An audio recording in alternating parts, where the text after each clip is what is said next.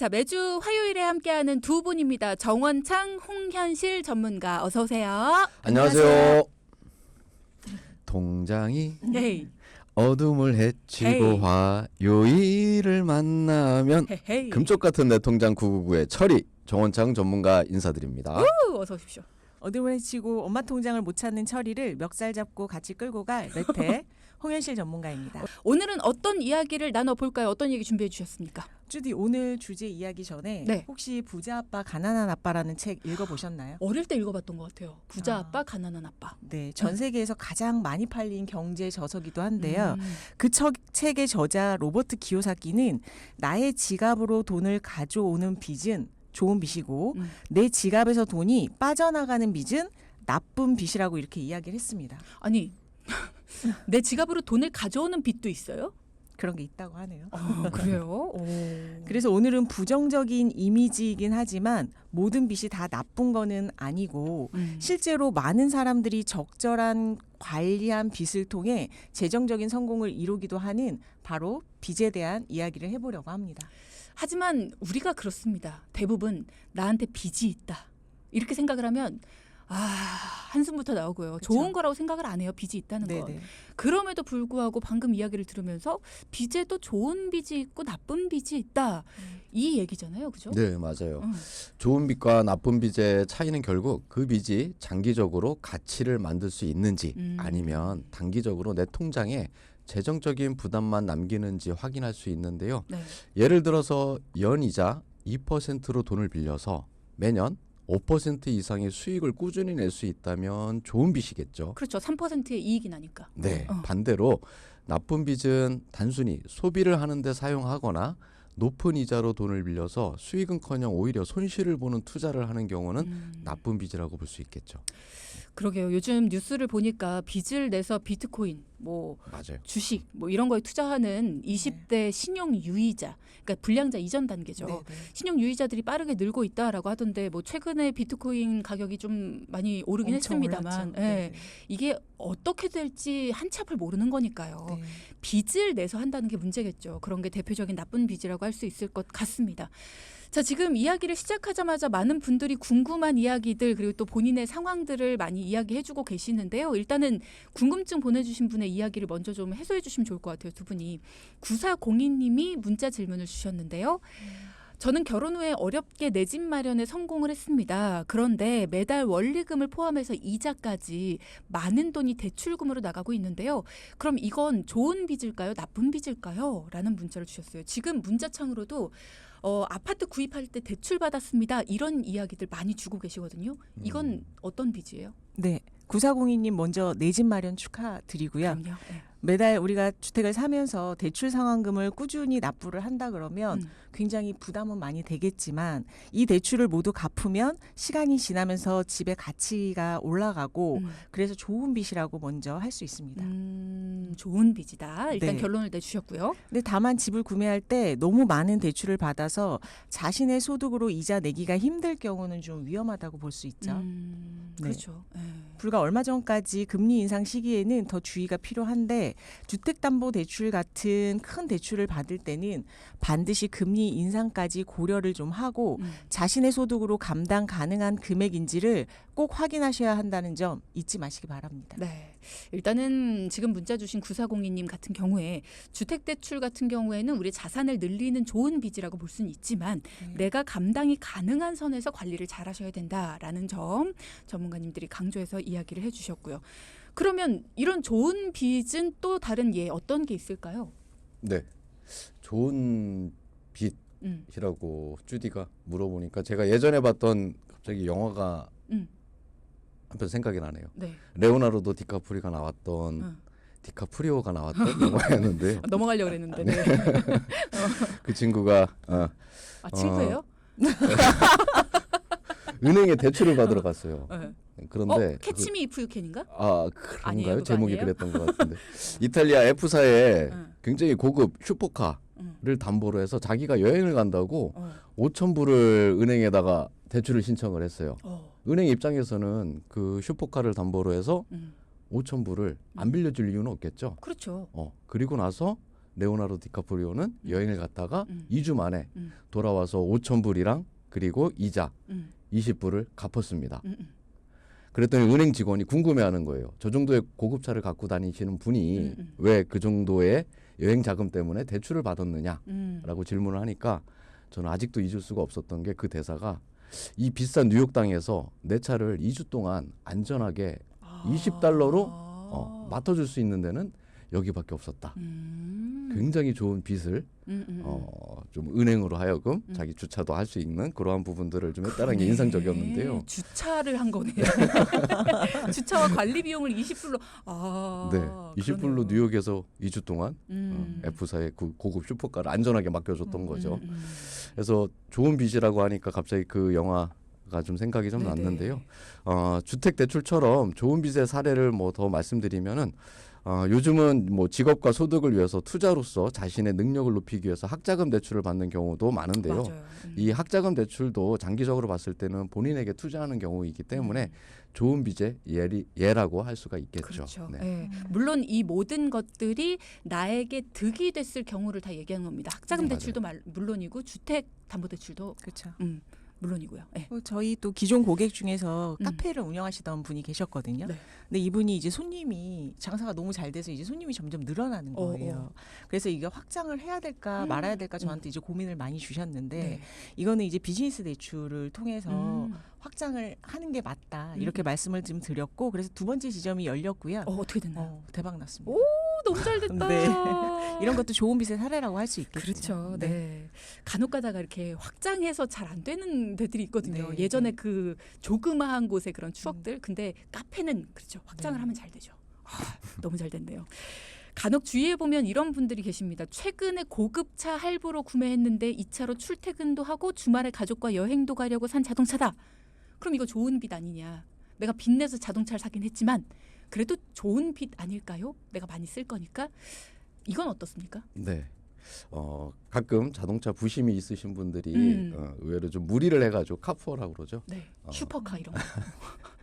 그 정도까지는 모르겠지만 무리를 해서 자동차를 이제 구매를 하시고 이런저런 이렇게 좀 생활하시는데 쓰시는 경우가 좀 많은데 자동차 같은 경우는 말 그대로 감가가 되는 그러한 물건이다 보니까 시간 지나면 가치가 그렇죠. 하락되는.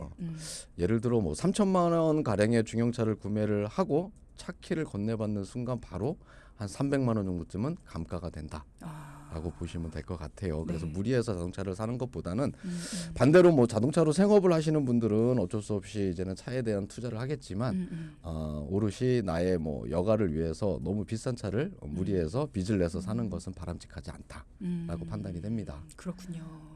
그러니까 방금 말씀하신 것처럼 물론 슈퍼카 내가 많이 쓰면 이득 아니야라고 할 수 있지만 슈퍼카가 아니어도 내가 많이 쓸 수 있는데 네. 굳이 그렇게 빚을 내서까지 슈퍼카를 살 필요가 있느냐 뭐 이런 이야기시네요.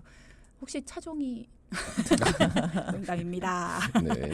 좋은 빚과 나쁜 빚에 대해서 이렇게 예를 들어 정리해 주시니까 훨씬 이해가 되네요. 네.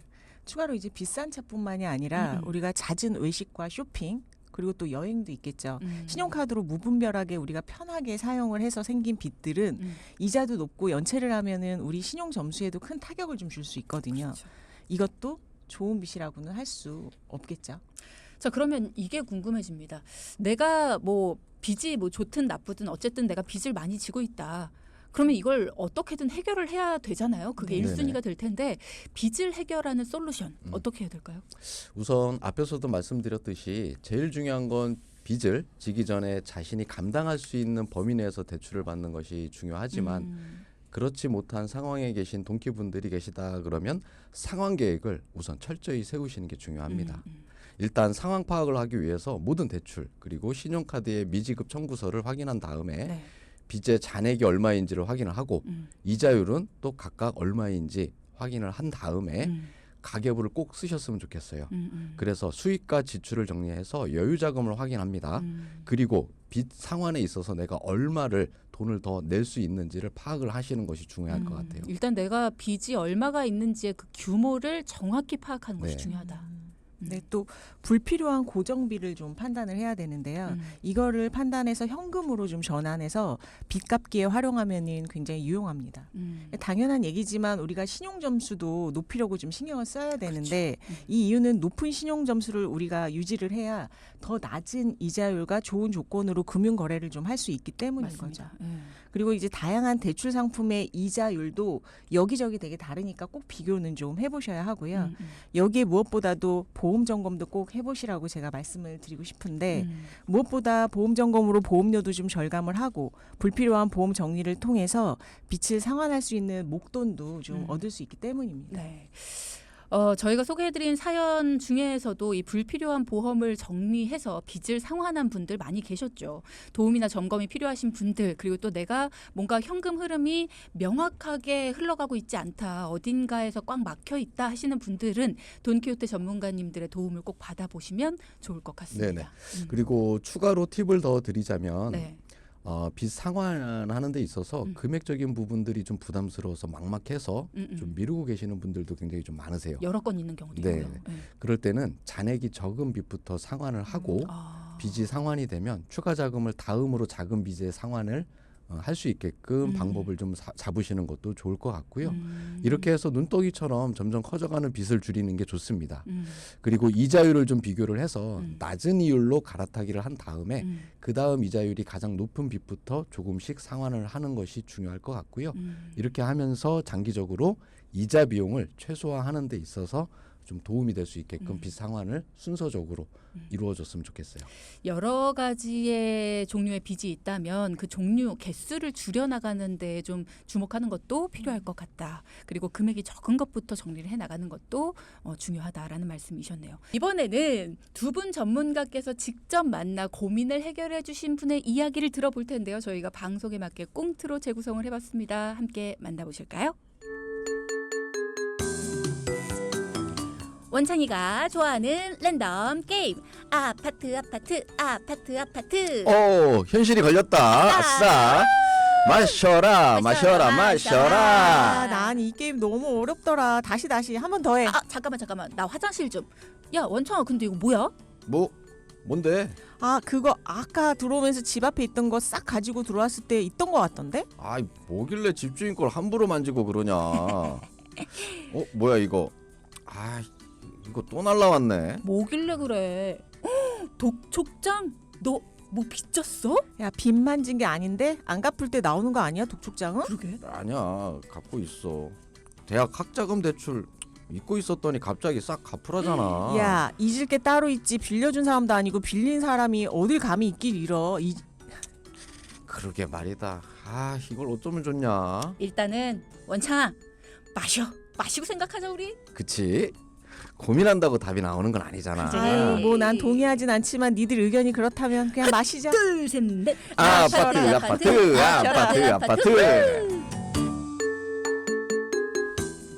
참 생각 없게 표현이 되긴 하지만 자 오늘 사연자분의 이야기를 조금 더 자세하게 좀 정리를 해드리면 20대 후반의 직장인이십니다. 학자금 네. 대출이라는 좋은 빚을 활용해서 취업이라는 긍정적인 결과를 만들어내셨어요. 네. 그런데 취업 후에 그동안 억눌려 있던 뭔가 소비 심리 같은 게 있으셨던 모양이에요. 여행도 가고 쇼핑도 하고 무분별하게 카드를 사용하면서 갚는 걸 깜빡하신 거죠. 학자금 대출을 갚아야 된다라는 사실을 좀 잊고 지내셨습니다. 그러다가 지금 갑자기 한꺼번에 막 갚아라라고 막 독촉이 오고 이러니까 힘든 상황에 직면을 했다라는 사연을 주신 겁니다. 네. 자, 여러분께 정리를 좀 해드렸는데 일단 재정 상태가 어느 정도인지 독촉장까지 받고 계시니까 걱정이 좀 돼요. 네. 사연자분은 월 240만 원, 200만 원대 초반의 월급을 받고 계신 20대 후반의 3년차 직장인이신데요. 집에서 대중교통을 이용해 출퇴근을 하고 있고요. 네. 고정 지출 비용으로는 통신비, 보험료, 교통비 등이 약 한 달에 60만 원 정도쯤 지출을 하고 있고 그래도 여유자금 한 70만 원은 비상금으로 사용하고 있었습니다. 그리고 꽁트에서 말씀드렸던 것처럼 학자금 대출 이 금액이 2천만 원 상환해야 되는 금액으로 남아 있습니다. 그렇군요. 하나도 안 갚으신 상황이었어요. 네, 네. 이자만 내고 있었던 거죠. 너무 잊고 계셨네. 네. 이렇게 저희가 상담을 통해서 사연자분의 재정 경제를 먼저 파악을 했고요. 그다음에 상환 계획을 구체적으로 잡기 위해서 가계부를 작성하도록 저희가 했습니다. 그러니까 어디에 많이 본인이 소비를 하고 있는지 또 어디에서 지출을 줄일 수 있는지 사연자분과 같이 많은 고민을 했는데 그 결과 한 달에 얼마 정도를 쓰면 최소한으로 생활할 수 있다라는 결론이 좀 나왔고요. 이걸 바탕으로 고정 지출과 변동 지출을 나누고 소비를 통제했습니다. 네. 일단 두 분이 묶어두셨네요. 네. 이분의 뭔가 생활을 상환 계획의 목표를 확실히 잡은 후에 다시 한 달 예산을 잡기 위해 가계부를 작성하기 시작했고 소비를 나눠줬다. 네. 네. 매달 돈이 생길 때마다 상환을 하게 되면 돈 모으는 성취감도 떨어질 겁니다. 그게 문제예요. 네. 그래서 저축하는 습관을 기르고 만기되는 원금으로 대출금을 상환하는 방법을 안내를 드렸는데요. 이 방법은 개인마다 뭐 다 다를 수는 있을지언정 사연자분의 성향에 맞게 확실한 목표를 설정을 해서 6개월에 1,000만 원 모으기로 잡았고요. 와. 그렇게 1년에 2천만 원을 목표로 모은 금액은 학자금 상환을 하자고 뚜렷하게 목표를 설정을 해드렸습니다. 그냥 모으기보다는 목표를 가지고 모아야 사연자분 역시 동기부여가 된다라고 하더라고요. 근데 저는 네. 궁금한 게 이분이 지금 독촉을 받고 있는 상황이잖아요. 네. 그러면 6개월 동안 갚지 않고 돈을 모아서 한꺼번에 6개월에 1,000만 원 갚고 또 6개월 동안 갚지 않고 돈을 모아서 한 번에 1,000만 원 갚고 이렇게 2,000만 원을 갚겠다는 건데 그렇게 해도 여기서 기다려줘요? 매달 납입하는 금액에 대해서 지금까지는 이자만 내고 있었어요. 네. 그 이자도 굉장히 좀 저렴했기 때문에 이자를 납입을 하고 계속 우리가 그 적금으로 모을 수 있는 돈까지는 이자를 납입을 하되 적금 이자가 조금 더 높았거든요. 학자금 대출의 이자보다는. 그래서 매달 상환할 수 있는 방법도 있지만 앞에서 말씀드렸던 것처럼 그러면 너무 재미가 없습니다. 돈 버는 거에 대한 그리고 돈을 모으는 거에 대한 부분들이 없기 때문에 그리고 돈 모으는 적금에 대한 습관도 기르기 위해서 우선은 적금으로 모은 다음에 목돈이 되면은 상환할 수 있는 방법을 안내를 해드린 거죠. 그러니까 그 상환을 해야 되는 그 은행에서 기다려주냐는 거죠. 지금 독촉장까지 이거는 거치 보내고 기간 있는데. 학자금 대출은요. 네. 거치 기간과 이제 상환 기간, 그다음 납입이라고 상환 방법은 조정이 가능해요. 근데 이 친구 이 사연자분 같은 경우에는 그런 조정 없이 그냥 거치 기간 동안 이자만 납입하고 잊고 있었던 건데요. 이제 그거를 조정을 좀 해드린 그러니까 거죠. 지금까지는 아예 납입을 그러니까 상환을 할 만한 계획 자체가 그렇죠. 없는 것 네. 같다라고 해서 독촉을 한 건데 네. 지금 이렇게 상환을 하겠다라는 계획을 알려주니까 기다려줄 수 있다라는 네. 거네요. 그렇군요. 그래서 이제 동기부여와 함께 무엇보다도 이 사연자분의 월급의 70% 이상을 저축을 하게 해드렸는데요. 이거는 좀 70%가 좀 부담이 되겠다라고 생각하시는 분도 있는데 저희가 이 사연자분하고 상담을 해보니까 이 취업을 하기 전에 일주일에 하루 쉬면서 알바를 2개, 3개 이렇게 했던 친구였거든요. 그래서 충분히 가능할 거라고 생각을 했고요. 월급날 돈이 들어오면 바로 적금으로 나갈 수 있게 자동 이체를 걸어놓고 남은 금액으로 고정 지출비와 생활비로 사용할 수 있게끔 해드렸습니다. 일단은 굉장히 빡빡합니다. 네. 네, 1년 동안 한숨 좀 많이 나오실 것 같긴 한데 네네.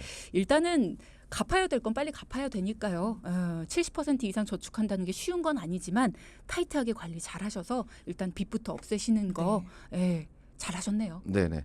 그리고 무엇보다도 이렇게 저축을 하면서 빚을 상환할 수 있는 부분들이 부모님과 지금 같이 거주를 하고 있기 때문에 주택에 대한 추가적인 비용이 안 들어가고 있다라는 부분들이 좀 장점으로 볼 수가 있었습니다. 네. 그리고 정해진 생활비 내에서 생활하려면 절약과 고정 지출 중 줄일 수 있는 부분을 조정이 좀 필요했는데 특히 신용카드 같은 경우에 연회비가 비싸지 않는 선에서 실적 상관없이 적립해주는 카드로 선택을 했는데요. 신용카드는 자제만 된다면 혜택을 위해서 유지하는 것도 방법이라고 볼 수가 있었어요.